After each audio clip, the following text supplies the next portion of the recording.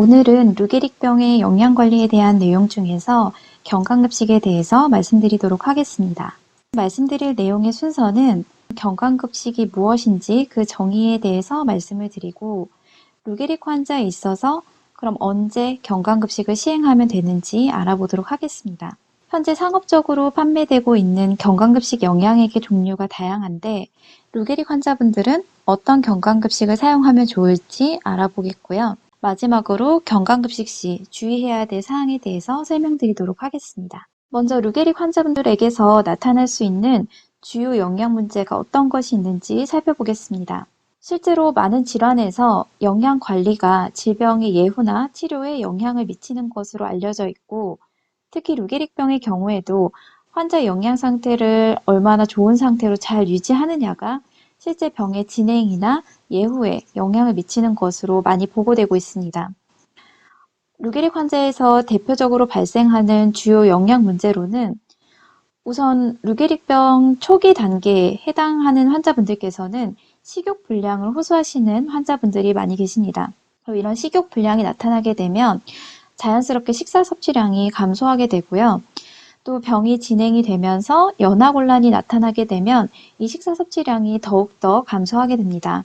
장기간 동안 식사 섭취가 불량해지다 보면 결과적으로는 체중이 빠지게 되고 또 근육량도 줄어들게 되면서 저체중과 또 전반적인 영양 상태가 악화되는 영양 불량이 발생하게 됩니다. 루게릭병은 신경퇴행성 질환으로서 진단을 받은 이후에 계속해서 병이 진행되는 질환입니다. 루게릭병의 진행 단계에 따라서 영양관리의 내용과 목적이 변화되어야 하는데요. 환자분에 따라서 이 루게릭을 처음 진단받는 그 시점에 차이가 있겠지만 비교적 진단을 받는 시점은 질병 초기 단계에 해당되는 경우가 많이 있습니다. 그래서 이 진단 시점에서는 대부분 환자분들께서 일반 식사를 하고 계시는 경우가 많은데요. 이 단계에서는 균형 잡힌 식사를 유지함으로써 적정 체중을 유지하고 또 영양 보충 식품을 섭취해서 추가적인 영양 공급을 해주는 것이 영양 상태를 유지하는 데 도움이 될 수가 있습니다. 그리고 질병이 진행됨에 따라서 환자분들에게서 연화장애가 발생할 수 있는데요. 연화장애가 발생을 한 경우에는 연화장애 정도에 따라서 음식의 질감, 그리고 음식의 점도를 조절하는 연화곤란식을 제공을 하고 또 체중이 빠지지 않도록 계속해서 적절한 영양 공급이 유지되어야겠습니다. 병이 좀 더 진행을 하게 돼서 연화장애가 더 진행이 되었을 경우에는 경구로, 입으로 음식을 섭취하는 것이 어려워지게 되는데, 그렇게 되면 관을 통해서 영양소를 공급해주는 경강급식을 시행해야 합니다. 오늘 말씀드릴 내용이 이 경강급식에 대한 내용이고요. 관련된 전반적인 내용을 설명해 드리도록 하겠습니다. 경강급식이란 위장관 기능은 정상이지만 구강으로 충분한 영양 섭취가 어려운 환자에게 관을 통해서 영양소를 공급해주는 영양 지원의 방법입니다. 환자의 의식이 감소되거나 연하곤란 등으로 인해서 구강 식사 섭취가 불가능하거나 아니면 그 외에 다양한 원인에 의해서 구강 섭취가 불가능하거나 아니면 가능하더라도 충분하게 공급되지 못할 경우에 경강급식을 고려하게 됩니다. 루게릭 환자분들께서는 질병이 진행됨에 따라서 연하곤란이 발생하는 경우가 많이 있기 때문에 연하곤란이 있을 경우에는 계속해서 경구로 식사를 진행을 하다 보면 음식이 기도로 넘어가서 흡인성 폐렴이 발생할 수도 있고요. 또 전반적인 식사량도 감소할 수 있기 때문에 환자분, 보호자분들이 의료진하고 상의를 해서 경강급식 시행 여부를 결정하게 됩니다. 경강급식은 공급 경로에 따라서 종류가 다양합니다. 그래서 환자분의 상태, 경강급식을 유지하게 될 그 예상 기간에 따라서 어떤 공급 경로를 선택할지 결정할 수가 있는데요. 다양한 공급 경로마다 각각의 장점 그리고 단점이 존재합니다. 지금 보시는 이런 다양한 경강급식의 공급 경로 중에서 특히 경피적 위루술, 영어로 PEG라고 하는 공급 경로가 있는데요. 이 경피적 위루술의 경우는 관을 삽입하기 위해서 수술이 필요하지 않고 또 시술 시간이나 회복 시간이 빠르고 가격도 저렴하다라는 그런 장점이 있습니다. 그리고 한번 관을 삽입을 하면 장기간 사용이 가능하고 또 관의 그 위치가 이탈하는 그런 위탈의 위험도 적은 편이고요. 영양액을 공급하는 방법 중에서 볼루스 공급이라고 하는 공급 주입 방법이 있는데 이 방법은 짧은 시간 동안 비교적 많은 양의 영양액을 공급해주는 방법입니다. 그래서 이런 볼루스 공급도 가능하고요. 또 상대적으로 다른 그 경강급식 공급 경로에 비해서 관의 지름이 크기 때문에 관이 막힐 우려가 적고 마취 없이 외래에서 바로 시술이 가능하다라는 이런 이제 장점들이 존재합니다. 그래서 지금 사진에서 보시는 것처럼 이렇게 복벽에 조그만 니들을 삽입을 해서 위로 접근할 수 있는 통로를 만들어주게 되고요. 이 통로를 통해서 관을 삽입을 함으로써 외부에서 위로 바로 영양액을 공급할 수 있게 됩니다. 앞서 제가 다양한 경강급식의 공급 경로를 말씀드렸는데 그 공급 경로 중에서 특히 이 PEG라고 하는 경피적 위루술에 대해서 자세하게 설명을 드린 이유는 지금까지 발표된 몇몇 가이드라인에서 루게릭 환자에게 적합한 경강급식의 공급 경로로서 PEG를 권장하고 있기 때문입니다. 우선 2009년에 발표된 미국 신경학회 치료 권고안에서는 경구 섭취가 어려워진 루게릭 환자의 경우에 체중 유지를 위해서 이 PEG, 경피적 위루술을 통한 경장 영양은 반드시 고려되어야 한다라고 되어 있고요. 그리고 루게릭 환자의 생존 기간 연장을 위해서도 PEG를 반드시 고려해야 한다라고 하고 있습니다. 그리고 2018년도에 발표된 유럽 정맥 경장 영양학회 가이드라인에서도 루게릭 환자에서 이 다양한 위루술의 방법 중에서 PEG 시행을 권고한다라고 되어 있습니다. 그리고 일부 특정 환자의 경우에는 환자의 상태에 따라서 PEG-J 또는 PEJ가 고려될 수 있다라고 되어 있습니다. 이런 경강급식을 공급하는 경로도 다양하지만 경강급식을 시행을 할 때 영양액을 주입하는 방법도 여러 가지가 있습니다. 그래서 아마 현재 경강급식을 시행하고 계신 환자분들은 이런 다양한 방법 중에서 이 볼루스 주입이나 아니면 뒷장에 나오는 이 간헐적 주입 방법을 아마 많이 시행하고 계실 거라고 생각이 드는데요. 볼루스 주입의 경우는 우선 설명을 드리면 적절한 주입 용기, 보통은 아마 주사기를 많이 사용을 하실 텐데 이런 주사기와 같은 용기를 사용을 해서 하루에 여러 차례에 걸쳐서 영양액을 주입하는 방법을 얘기합니다. 짧은 시간 동안 과량의 영양액이 주입되는 공급 방법으로서 주입 속도가 빨라서 흡인과 위장관 부적응의 가능성이 큰 방법이고요.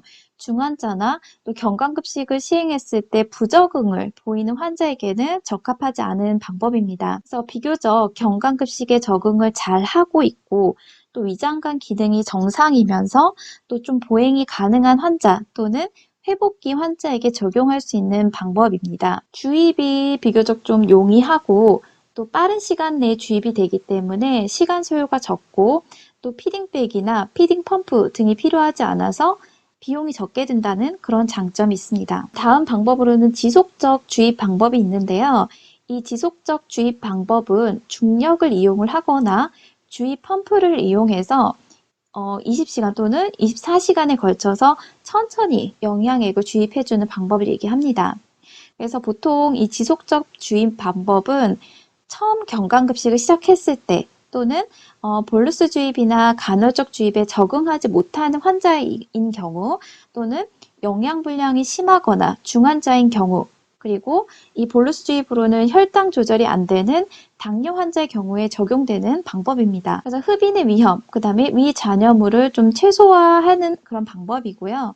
구토나 설사 같은 위장관 부적응이 가장 적은 방법입니다. 그렇지만 장시간 동안 영양액을 주입하기 때문에 환자의 활동에 제약이 있고 또 주입 펌프라든지 피딩백 이런 관련된 기기를 또 구비를 하고 계셔야 되기 때문에 추가적인 비용 부담이 있다라는 단점이 있습니다. 간헐적 주입 방법은 볼루스 공급에 비해서는 속도가 좀 느리지만 지속적 주입 방법에 비해서는 속도가 빠른 주입 방법입니다.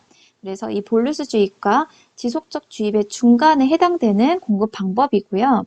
보통은 중력을 사용을 해서 1일 3회 또는 5회 정도로 횟수를 나눠서 한 번 제공할 때 2시간에서 3시간 동안 천천히 주입해주는 방법입니다. 비교적 경제적이고 또 환자의 행동이 좀 보다 자유로워질 수 있다는 장점이 있고요.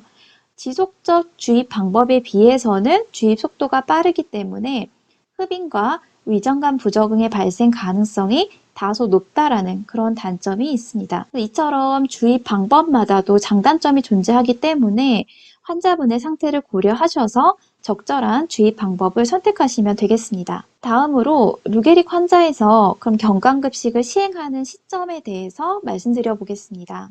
최근에 발표된 유럽 정맥경장영양학회 가이드라인에 따르면 위루술은 반드시 질병 초기 단계에 고려되어야 하고 또 이 루게릭 병의 진행에 따라서 삼킴 기능의 장애, 즉 연화 장애가 악화됨에 따라서 정기적으로 일정한 주기마다 계속해서 이 위루술 시행 여부를 고려해야 된다라고 되어 있습니다. 그리고 연화곤란이나 식사 시간의 증가, 또 체중 감소, 호흡 기능의 저하, 기도 폐쇄 위험, 또 환자의 요구가 있을 경우에는 위루술의 실행을 반드시 고려해야 된다라고 되어 있고요. 또 심각한 체중 감소가 발생했거나 호흡 기능에 심각한 저하가 발생하기 전에 위루술을 시행하는 것을 권장한다라고 되어 있습니다. 사실 환자분들이나 또는 보호자분들의 입장에서는 입으로 음식을 섭취하지 않고 관으로 영양소를 공급받는 것에 대해서 거부감이라든지 두려움을 가지실 수가 있습니다. 그렇지만 루게릭 환자에게 있어서 생존 기간을 연장하고 또 병의 진행에 영향을 미칠 수 있는 것이 적절한 영양 상태를 유지하는 건데요. 이런 영양 상태를 잘 유지하기 위해서는 기본적으로 충분하고 균형 잡힌 영양소 공급이 필수적입니다.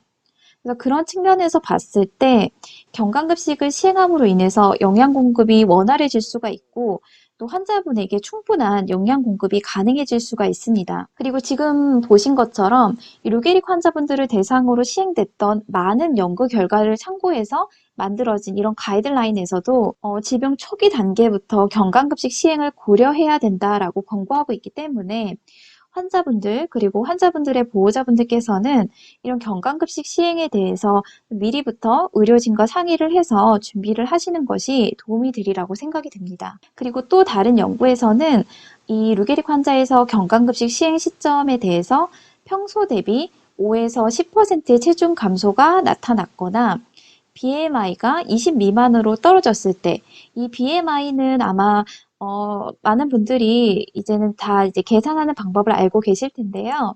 이 BMI라고 하는 것은 본인의 체중 그리고 키를 가지고 계산하는 값입니다. 그래서 예를 들어서 체중이 50kg이고 키가 160cm다라고 했을 때 계산을 해보면 BMI는 이 체중 50kg을 키를 미터로 환산해서 1.65로 만들어준 다음에 이 1.6을 제곱을 해주게 됩니다. 그래서 이 50을 1.6을 제곱한 값으로 나눠준 게 바로 이 BMI 값이 되고요. 그래서 이 경우에는 이제 19.5라는 값이 계산이 되어져서 이 BMI 20 미만에 해당하는 경우가 되겠습니다. 그리고 경구로 약물 복용이 불가한 상태라든지 또 강제 폐활량 FBC가 50% 수준으로 호흡 상태가 저하된 경우라든지 또 충분한 경구 식사 및 수분 섭취가 불가한 상태거나 기도 폐쇄 또는 식사 시 불편감 이런 증상이 있다든지 또 이런 증상으로 인해서 섭취에 대한 불안감이 있을 때 경감급식 시행하는 것을 이제 권장하고 있습니다. 그래서 환자분들께서는 지금 여기 제시되어 있는 증상 중에서 혹시 본인이 해당되는 것이 있는지 확인을 해보시는 것도 좋을 것 같습니다. 다음으로 이 루게릭 환자분들은 어떤 경감급식 영양액을 사용하면 좋을지 살펴보도록 하겠습니다. 우선 경감급식을 할 때 환자분들에게 제공되는 이 환자용 식품이 무엇인지 알아보도록 하겠습니다. 환자용 식품이란 환자에게 필요한 영양 성분을 균형 있게 제공할 수 있도록 영양 성분을 조정해서 제조, 가공한 것으로 환자의 식사 일부 또는 전부를 대신할 수 있는 제품을 얘기합니다. 그래서 이런 환자용 식품에는 환자용 균형 영양식, 당뇨 환자용 식품, 신장 질환자용 식품, 장 질환자용 가수분해 식품, 연하곤란 환자용 점도 증진 식품, 열량 및 영양 공급용 의료용도 식품 등이 이에 해당이 됩니다. 그리고 경관 영양 유동식이라고 하는 것은 입으로 일반적인 음식물의 섭취가 불가능하거나 섭취가 부족한 사람을 대상으로 관을 통해서 공급하는 액상 음식을 의미합니다. 그래서 이런 환자용 식품의 종류를 좀 간단히 설명을 드리자면 환자용 균형 영양식이 있습니다. 이 환자용 균형 영양식은 환자의 식사 전부 또는 일부를 대신하기 위해서 제품 1000칼로리당 이런 다양한 영양소의 함량을 영양소 기준치의 50% 이상이 되도록 만들어진 그런 제품을 얘기를 합니다. 그리고 또 신장 질환이 있는 환자분들을 위해서 영양소 함량을 조정한 신장 질환자용 식품이 있고요. 그다음에 당뇨가 있는 환자분들을 위한 이런 당뇨 환자용 식품과 또 장질환이 있는 환자를 위한 장질환자용 가수분해 식품, 열량 및 영양 공급용 식품 등이 존재합니다. 그래서 다양한 제품들이 존재를 하는데 이 환자용 균형 영양식은 균형된 식사 공급이 필요한 경우에 제공을 할 수가 있는데요. 이런 환자용 균형 영양식 중에서도 좀 단백질 함량이 높게 만들어진 고단백 제품들도 있고요. 농축 제제라고 해서 동일한 용량을 공급을 했을 때 더 많은 열량을 제공해 줄 수 있는 그런 제품도 만들어져 있습니다. 그래서 이런 다양한 환자용 제품들이 다양한 회사에서 만들어져서 판매가 되고 있습니다. 아직까지 이 루게릭 환자를 위한 질병 특이적 경관 제제는 전 세계적으로 개발되지 않은 상황입니다. 그렇지만 이론적으로 봤을 때 루게릭 환자에게 적합한 경장 영양액이다라고 할 수 있는 것을 한번 살펴보면요. 이제 고열량 제제가 해당이 될 수가 있습니다. 고열량 제제는 보통 농축된 형태로서 주입 시간을 좀 단축시킬 수가 있고 또 체액 과다를 예방할 수 있는 그런 제품입니다. 그리고 지방 함량이 높고 탄수화물 함량이 낮은 제품, 대부분 그러니까 보통 당뇨 환자용 제품이 탄수화물, 단백질, 지방 비율을 갖추고 있는데요. 이런 제품의 경우에는 영양액을 공급을 했을 때 체내에서 소화가 되는 과정에서 이산화탄소의 생성이 줄어들 수가 있어서 호흡과 관련된 측면에서 봤을 때 루게릭 질환에 적용해 볼 수 있는 그런 이제 제제라고 볼 수가 있고요. 최근에는 오메가3 지방산을 포함하는 제제들도 판매가 되고 있는데 오메가3 지방산의 경우는 염증 반응을 줄이는 항염 작용이 굉장히 뛰어난 그런 이제 영양소로 알려져 있습니다. 그래서 이 루게릭의 발병 기전 중에 산화적 스트레스와 관련된 그런 기전들이 제시가 되고 있기 때문에 이런 오메가3 지방산이 함유된 제품을 고려해 볼 수도 있을 것 같고요. 또 식이섬유소가 함유가 되어 있는 그런 제품들도 있습니다. 그래서 이 루게릭 환자에게서 발생할 수 있는 배변 장애를 조절하는데 이런 식이섬유소가 함유된 그런 제품들이 고려가 될 수가 있습니다. 그래서 제가 이런 경강급식 선택과 관련해서 한 가지 말씀드리고 싶은 사항이 바로 이 식이섬유와 관련된 내용인데요. 이제 경강급식을 시행하고 계시는 환자의 다수분들이 사실은 이제 일반적인 좀 원활한 어떤 활동이 어려운 경우가 많이 있습니다. 그래서 장기간 침상 생활을 하고 계시는 경우도 많이 계시고요. 이제 활동량이 또 저하된 경우도 많이 있고 또 활동량이 줄어들다 보면 위장관 기능이 저하되는 경우도 많이 있습니다. 그래서 이제 배변 장애가 있는 경우가 많이 있는데 이를 해결하기 위해서 최근에 많은 제품들에 섬유소가 함유되어 있는 그런 제품들이 판매가 되고 있습니다. 섬유소가 들어있는 제품은 공급을 했을 때 설사 증세를 좀 완화시킬 수가 있고 또 변 상태를 일정하게 유지하는 데 도움이 되지만 일부 환자의 경우에는 수분 제한 그리고 위장관 지연으로 인해서 식이섬유가 오히려 합병증을 유발할 수도 있습니다. 제가 실제로 이렇게 경강급식을 시행하고 계시는 루게릭 환자분들 그리고 이 환자분들을 간병해 주시는 보호자분들이나 간병인분들하고 얘기를 해보면 굉장히 많이 신경을 쓰시고 계시는 부분이 바로 이 환자분들 배변 장애와 관련된 내용이었습니다. 그래서 이런 이제 경강급식 영양액 중에서 섬유소가 들어있는 제품을 썼을 때 이런 섬유소로 인해서 설사 증세가 좀 완화될 수가 있고 변 상태를 좀 일정 일정하게 유지시키는데 도움이 줄 수도 있지만 이 섬유소를 공급할 때는 충분한 수분을 반드시 같이 공급을 해줘야지만 다른 이제 문제가 발생하지 않거든요. 일부 환자의 경우에 충분한 수분을 같이 공급해주지 못할 경우에는 오히려 변비 증상이 더욱 심해지실 수도 있고 또 이런 위장관 지연이 나타남으로 인해서 불편감을 호소하실 수도 있습니다. 그래서 판매되고 있는 제품들 중에는 그 식이섬유가 들어있는 제품과 또 식이섬유가 들어있지 않은 제품들이 이제 판매가 되고 있는데 어떤 제품을 사용을 했을 때 환자분에게 도움이 될지는 환자분마다 워낙에 상태가 다 다르시고 또 제품에 대한 적응 정도도 다르시기 때문에 초기에 경강급식을 시작을 했을 때 이런 제품들을 공급을 해보시면서 환자분에게 가장 맞는 게 무엇인지를 찾아가는 과정이 필요하다고 생각됩니다. 예전에 제가 상담을 했던 루게릭 환자분 간병인 분께서는 이런 식이섬유가 들어가 있는 제품 절반이랑 식이섬유가 들어있지 않은 제품 절반 이 두 제품을 섞어서 사용을 했을 때 배변 상태가 가장 좋더라 이런 얘기를 하신 경우도 있었거든요. 이 환자분마다 상태가 다 다르시고 적응 정도도 다르시기 때문에 상태를 보면서 조절해 나가시는 것이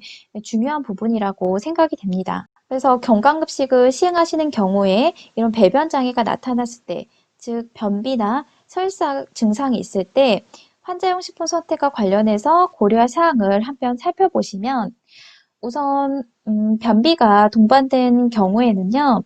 섬유소를 포함한 환자용 균형 영양식을 우선 제공하도록 고려하고 섬유소가 추가된 경우에는 대장에서 단단하게 변이 굳지 않도록 칼로리당 최소 1ml의 수분을 공급해줘야 된다라고 되어 있습니다. 그리고 설사가 있는 경우에는 설사가 있다라고 해서 무조건 금식을 권고하지는 않는다라고 되어 있습니다. 설사의 원인을 평가해서 환자용 식품의 사용과 연관이 있다라고 판단되는 경우에는 섬유소가 포함된 환자용 식품을 선택할 수가 있고요. 또 장허혈이나 심한 장 운동 저하의 위험이 있는 설사 환자의 경우에는 섬유소를 포함한 환자용 식품은 권고되지 않습니다. 또 지속적으로 심한 설사를 하거나 흡수 불량 또는 장 허혈이 의심되는 환자는 단백질 급원으로 단백질 가수 분해물이나 유리아미노산을 이용한 장질환자용 가수분해 식품을 선택할 수 있다고 되어 있습니다. 다음으로는 루게릭 환자분들이 얼마나 열량을 섭취하면 되는지 알아보도록 하겠습니다. 루게릭 환자분의 영양 상태 그리고 에너지 필요량을 정확하게 추정하는 것은 어려운 측면이 있습니다. 그 이유는 루게릭 환자분은 영양소 섭취량과 에너지 소비량이 감소하는 측면을 가지고 있는 동시에 에너지 소비량이 증가하는 측면도 가지고 있습니다. 환자분들이 병이 진행되면서 연화곤란이 나타나게 되면 저작이 어려워지고 또 음식을 섭취하는 행위 자체가 어려워질 뿐만 아니라 우울증과 같은 이런 심리적 요인 등으로 인해서 전반적인 식사 섭취량이 감소하게 됩니다. 또한 근육의 위축이 나타나고 신체 활동이 제한되면서 에너지를 사용하는 에너지 소비량도 감소하게 되는데요. 반면에 아이러니하게도 루게릭 환자에게서 이런 과대사라고 하는 신체의 대사 활동이 오히려 활발해지는 상태가 됨으로 인해서 에너지 소비가 증가하는 측면이 나타나기도 한다고 합니다. 따라서 이 루게릭 환자분들은 일반인과 비교를 했을 때 에너지 필요량이 과연 증가하는지 아니면 감소하는지에 대해서 아직까지도 계속해서 많은 이제 학자분들이 연구하고 또 이제 고민하고 계시는데요. 살아가기 위해서 하루에 필요한 총 에너지 소비량을 계산하는 방법은 다양한 방법들이 있습니다. 네, 그런 다양한 방법 중에서 한 연구에서 루게릭 환자를 위한 1일 총 에너지 소비량을 계산하는 공식을 개발해서 발표한 바 있는데요. 남성과 여성의 에너지 소비량을 계산하는 공식이 다릅니다. 이 계산 공식을 한번 살펴보시면 체중, 키, 나이가 필요하고요. 그리고 ALS, FRS6 스코어라고 하는 이 점수를 알고 있어야지 이 공식에 대입을 해서 계산을 할 수가 있는데 본인의 체중, 키, 나이는 다 알고 계실 테고요. 이 ALS, FRS6 스코어라고 하는 점수는 설문지를 통해서 계산할 수 있는 점수입니다.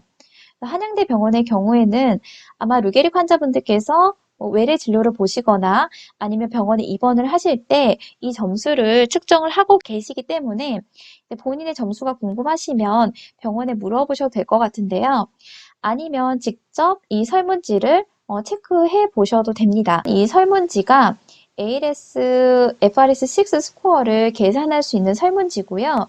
이 6가지 항목에 대해서 본인이 해당되는 항목에 체크를 해주시면 됩니다. 이 각각 체크한 곳의 점수를 이 6가지 항목에서 나온 점수를 모두 합산해 주시게 되면 최종적으로 점수가 계산이 되게 됩니다. 계산 공식에 실제 수치를 대입을 해서 계산을 한번 해보면요. 이 환자분의 경우는 몸무게가 65kg이고 키는 175cm, 나이는 50세, 그리고 이 ALS FRS6 스코어가 18점으로 계산이 되어졌습니다. 계산 공식에 대입을 해보면 체중, 키, 나이, 그 다음에 점수 대입을 할 수가 있고요. 이렇게 해서 계산을 했을 때 이 환자분의 일일 총 에너지 소비량은 2333칼로리로 계산이 되어집니다. 이 필요한 에너지 소비량만큼 적절한 열량 공급을 해줬을 때 가장 적절한 영양 공급이 되고 있다라고 판단을 할 수가 있을 텐데요. 그렇다면 경강급식을 시행하고 계신 경우에 현재 경강급식을 통해서 본인이 공급받고 있는 열량이 궁금하실 텐데요. 일반적으로 표준 영양액이라고 하는 것은 1ml당 1칼로리의 열량을 내게 됩니다. 그래서 모든 그 제품의 뒷면을 살펴보시면 이렇게 영양 정보가 표시가 되어 있고요. 이 제품의 경우는 표준 영양액인데 이 영양 정보를 확대해서 보면 캔의 용량이 200ml인데 200칼로리로 지금 되어 있습니다. 즉 1cc당 1ml당 1칼로리의 열량을 내는 제품이라는 것을 확인하실 수가 있고 지금 밑에 나와 있는 제품의 경우는 농축 영양액인데요. 이 농축 영양액은 1ml당 1.5에서 2칼로리를 내는 제품들이 여기에 해당이 됩니다. 이 제품의 경우도 마찬가지로 이 영양 정보를 한번 살펴보시면 이 한 캔의 용량이 총 200ml인데요. 지금 칼로리가 300칼로리로 지금 나와 있습니다. 이 제품의 경우는 1ml당 1.5kcal의 열량을 내는 제품이라는 것을 알 수가 있습니다. 그래서 이렇게 경강급식을 하는 경우에 수분 공급을 조절해야 하는 경우라든지 아니면 신장이나 심장, 폐 질환이 있는 환자의 경우는 체내에서 과잉의 수분을 처리할 수 있는 능력이 저하되어 있기 때문에 이런 경장 영양액을 선택을 할 때 영양 밀도를 고려할 필요가 있겠습니다. 마지막으로 경강급식을 시행하시는 환자분들에 있어서 몇 가지 주의사항에 대해서 말씀드리도록 하겠습니다. 우선 경강급식 영양액을 보관하는 방법을 말씀드리도록 하겠습니다. 개봉하지 않은 제품은 어둡고 건조하고 좀 시원한 상온 15에서 25도씨에 해당되는 실내 온도에 보관하시면 됩니다. 굳이 냉장 보관을 하실 필요는 없고요. 그렇지만 온도가 높거나 40도씨 이상 이렇게 온도가 높거나 습도가 지나치게 높은 곳에서 보관하는 것은 제한하셔야 됩니다. 제품을 개봉한 뒤에는 개봉 일시를 종이에 적어서 캔이나 팩에 붙여 놓으면 좋고요. 또 밀봉을 해서 냉장 보관하고 오픈한 그런 제품은 가능한 빨리 섭취하시는 것이 좋습니다. 경강급식 영양액은 포장 형태에 따라서 이렇게 캔으로 되어 있는 제품이 있고요. 그다음 이 제품 자체를 바로 피딩할 수 있도록 팩에 담겨져 있는 그런 RTH 형태의 제품들이 존재합니다. 그래서 이런 캔 제품의 경우는 사용하시기 전에 볼루스 주입을 하시는 경우에는 주사기에 용액을 덜어서 사용하시게 될 거고요. 또 간헐적 주입이나 지속적 주입을 하시는 경우에는 따로 피딩백을 준비를 하셔서 그 피딩백에 이 캔을 따서 용액을 던 뒤에 피딩 라인을 연결해서 환자분에게 공급하시게 될 텐데요. 이 RTH 팩의 경우는 지금 여기 보시면 이 제품 자체에 마개가 존재하게 됩니다. 그래서 이런 제품들은 또 용량에 따라서 300ml짜리, 400ml짜리, 500ml짜리 이렇게 좀 용량이 다양하게 존재를 하는데 환자에게 필요한 양만큼 공급을 하신 뒤에 이 마개를 잘 닫아서 밀봉을 하셔서 보관을 하실 수가 있습니다. 그래서 이 캔 제품의 경우는 개봉하시고 나서 12시간 이내에 사용을 해주시면 되고요. RTH 제품의 경우에는 개봉하시고 나서 48시간 이내에 사용을 해주시면 됩니다. 그리고 개봉을 했다라고 하면 아무래도 이제 잘 밀봉을 해서 냉장 보관해서 최대한 빨리 섭취하는 것을 권장해 드립니다. 그리고 환자분에게 경강급식을 시행하기 전에 제품의 상태를 잘 살펴보시고요. 이런 캔 제품의 경우에는 이제 찌그러진 곳은 없는지, 제품의 상태가 온전하게 잘 이제 형태가 유지되고 있는지 확인을 해보시고, 또 제품마다 유통기한이 적혀져 있거든요. 그래서 유통기한이 이제 충분하게 남아있는지 꼭 확인을 해주시고요. 또 이 준비를 하시기 전에 손을 반드시 깨끗하게 씻고 또 기구도 청결한 상태로 준비를 해서 환자분에게 제공해 주시면 좋겠습니다. 그리고 경강급식을 시행하고 있는 환자분들의 보호자분 그리고 간병인분들하고 이제 만나 뵙고 상담을 하다 보면 이 몇 가지 정말 지켜주셔야 되는 주의사항을 잘 지키지 않고 계시는 경우가 종종 있는데요. 그래서 사실 이런 주의사항들은 저희가 기회가 될 때마다 계속 안내를 드리고 있긴 합니다. 네, 다시 한번 말씀을 드리자면 우선 첫 번째로는 제품을 직접 중탕하거나 전자레인지에 데워서 사용하시지 않아야 합니다. 이거를 보통 이제 입원해 계신 경우에 병동 배선실이나 가보시면 이제 공용으로 사용할 수 있는 전자레인지가 있는데요. 거기다가 이런 팩을 통째로 넣고 데워서 쓰시는 경우를 제가 되게 많이 봤거든요. 근데 이렇게 제품을 데우게 되면 안에 들어있는 영양 성분이 변질될 수가 있고요. 지금 일부 제품의 경우에는 포장지가 알루미늄 재질로 되어 있어서 이게 안전상의 문제가 또 있기 때문에 절대로 전자레인지에 사용하시면 안 됩니다. 그래서 꼭 이 부분은 잘 숙지를 하시고 지켜주셨으면 하고요. 두 번째로는 오렌지 주스나 요구르트처럼 산미가 있는 음료하고 혼합을 해서 제공을 하게 되면 영양액의 성분이 변질될 수가 있습니다. 그리고 산도가 낮아지면서 응고가 되면서 덩어리가 발생을 할 수가 있기 때문에 그냥 그 제품 자체로 공급하는 것이 가장 적절한 방법이고요. 마지막으로 이제 보호자분들께서 환자분이 이제 경강급식을 하시는 경우에 이 경강급식용 영양액만 공급받고 있고 입으로 식사를 못 하시는 거에 대해서 너무 좀 안타깝게 생각을 하시고 이제 밥을 안 먹는데 영양액만 공급해서 배가 부르겠냐 이런 생각을 이제 가지고 이렇게 집에서 직접 과일 갈은 거라든지 아니면 이제 죽 아니면 이제 본인이 이제 드시는 반찬 이런 것들을 믹서기로 갈아서 이제 튜브로 환자에게 주시는 경우가 간혹 있더라고요.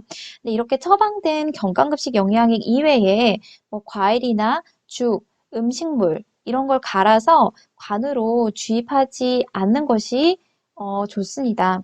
이제 앞서 설명드렸던 것처럼 경강급식용 자체가 식사를 할 수 없는 경우에 우리에게 필요한 모든 영양소와 열량을 공급할 수 있도록 균형 있게 만들어진 제품이기 때문에 영양이 부족하지 않을까라는 걱정은 전혀 하지 않으셔도 되고요. 이렇게 음식물을 공급하게 되면 오히려 관이 막히거나 위생적인 문제가 발생할 수가 있기 때문에 꼭 이 부분은 이제 보호자분들께서 잘 지켜주셨으면 좋겠습니다. 네, 오늘 제가 말씀드린 내용이 환자분들에게 많은 도움이 되었길 바라겠습니다. 감사합니다.